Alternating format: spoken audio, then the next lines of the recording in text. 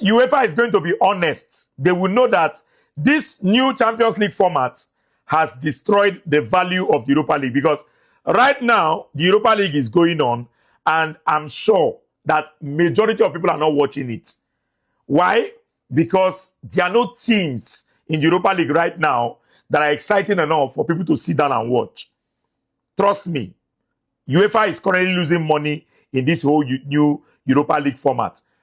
If UEFA is smart, what they will do is those teams that will be knocked out of the group phase of the Champions League should be dropped into Europa League round of 32 or round of whatever. Let them go and compete there, because that is going to create a sense of excitement again in Europa League.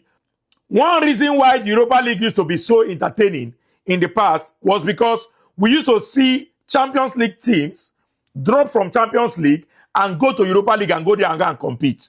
That used to bring a level of excitement.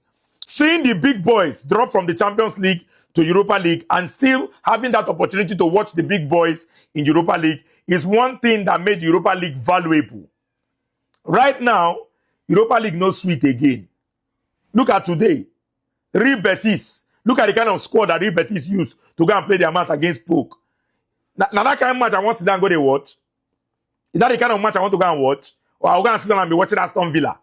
Or I'll go and sit down and be watching Nottingham Forest? Right? The Europa League right now is not sweet. Let's call a spade a spade. It's not sweet. It has lost its taste. So Champions League, they need to go and restructure and look at it again and say, what can we do? Are we going to start sending teams from the Champions League back to Europa League so that Europa League can begin to have value again? Nobody's watching it. And if UEFA is being honest, they will know that nobody is really watching it and they are losing money.